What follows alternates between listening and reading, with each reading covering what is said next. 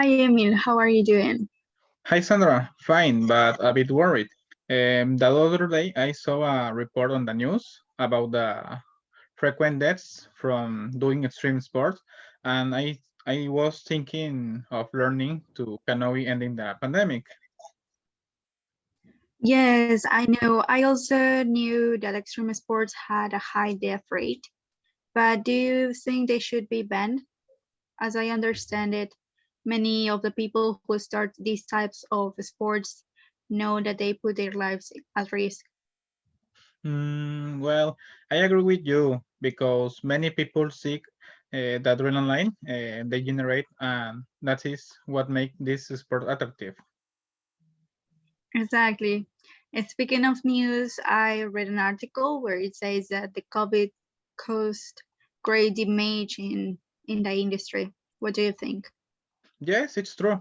Many of the companies had to close due to social isolate and lay off their employers.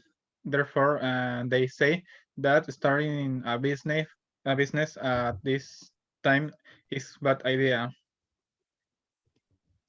I totally disagree with you. Many companies went bankrupt, and governments are offering many bonuses and loans without fees to new entrepreneurs. Imagine having those benefits without any competition. Oh, I understand your point, but what do you think about social distance? I think business will overlook some of that. And I believe that these measures should be withdrawn only when people are vaccinated. I think that should happen when there are large places or massive activities. Apart from that, with preventing measures, it can be given. Changing the subject, a language teacher told me that the best age to learn is usually childhood, Mm, but for him it was not the case, mm. and because learning as an adult has its advantages. Well, I disagree with your teacher. Um, a, a child psychology teacher taught us that the true bilingual is one who learns two language from childhood, because when learning to speak, he learns both language, and that is why childhood is the age more convenient to learn another language. That's very interesting, Emil. I didn't know that you liked psychology and sociology topics. Although I heard that many of the university students have an interest in social issues, problems, and commitments. Well, I think it's true because many become aware in youth, and many of the history courses teachers teach you the importance of social movements. At least that's how I was in first semesters of my studies. I remember that you studied architecture.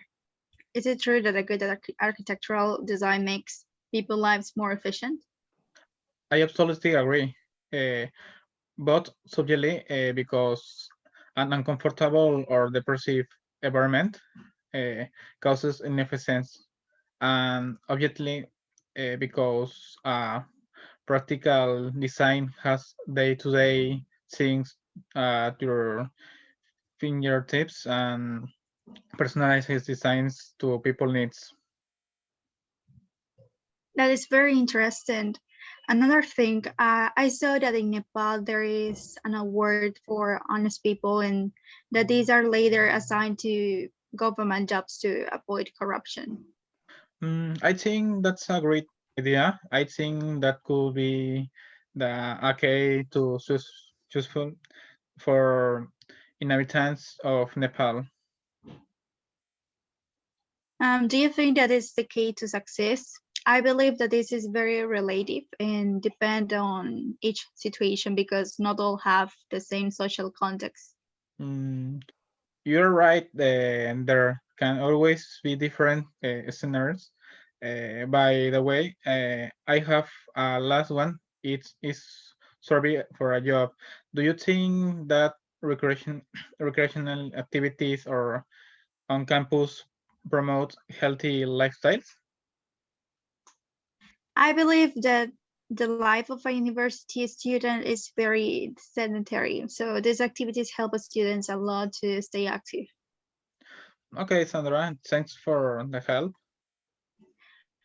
Nice talking to you, Emil. See you later.